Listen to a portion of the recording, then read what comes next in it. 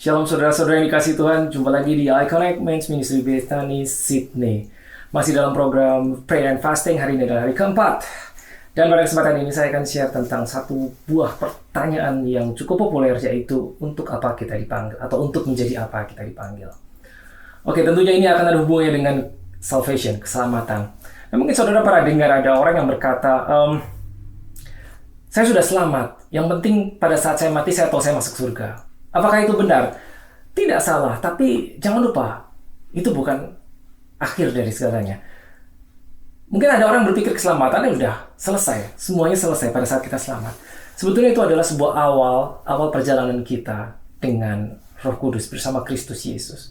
Atau mungkin saudara pernah dengar ada orang yang berkata, yang penting saya sudah lahir baru, saya sudah selamat selama saya tidak berbuat jahat, bukankah itu cukup?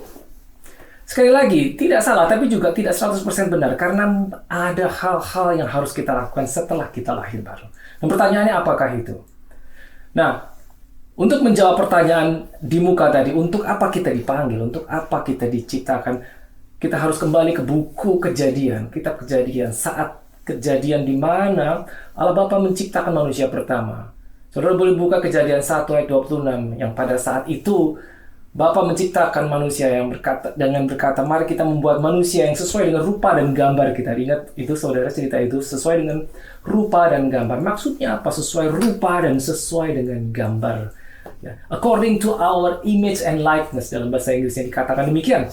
According our image itu berarti adalah kita membawa DNA-nya Tuhan sendiri, membawa DNA-nya Bapa. Membawa karakternya, membawa kebiasaan-kebiasaannya dia. Itu semua diberikan kepada kita. Ya, dan according to our likeness, rupa dan segambar berarti apa? Kita berfungsi sama seperti pencipta kita. Sama seperti dia fungsi kita.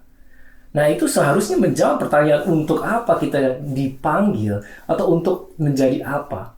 Jelas sekali kita dipanggil atau kita diciptakan untuk menjadi perwakilan-perwakilan Kristus. Perwakilan Kristus. Maksudnya apa? Maksudnya ya seperti Yesus itu. Nah, dari buku Ibrani kita tahu dikatakan Yesus itu adalah, bahasa Inggrisnya, express image of the Father.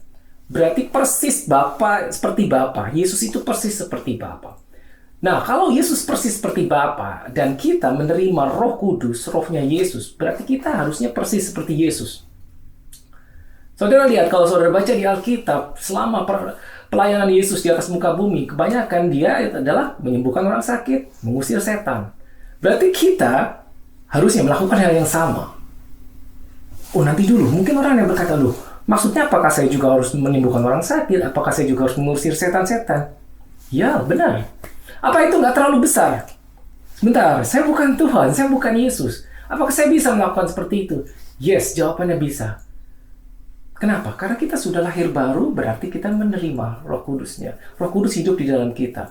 Kalau saudara ingat, saat saudara lahir baru, Roh Kudus tinggal diam di dalam engkau.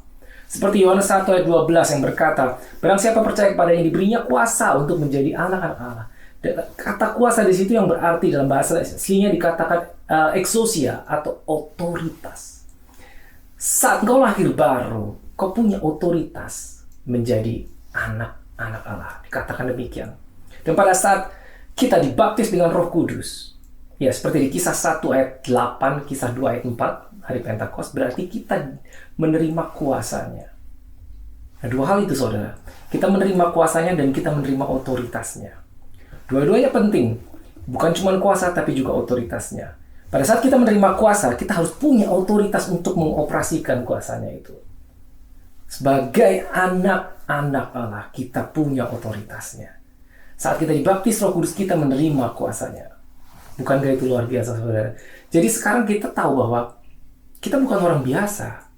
Bukan karena apa yang bisa kita buat, tapi kita bukan orang biasa karena Roh Kudus yang ada di dalam kita, yang telah diberikan kepada kita saat kita menerima Dia, saat kita lahir baru. Dan kuasa yang telah kita terima saat kita dibaptis dengan Roh Kudus. Demikian, saudara. Ya, jadi ingat baik-baik, untuk apa kita diciptakan, untuk apa kita dijadikan, untuk menjadi perwakilan-perwakilan Kristus di dunia ini. Oke, baiklah, saya harap saudara mendapat sesuatu. Saya percaya saudara mendapat sesuatu hari ini. Oke, sampai jumpa di pesan-pesan yang mendatang. Tuhan berkati.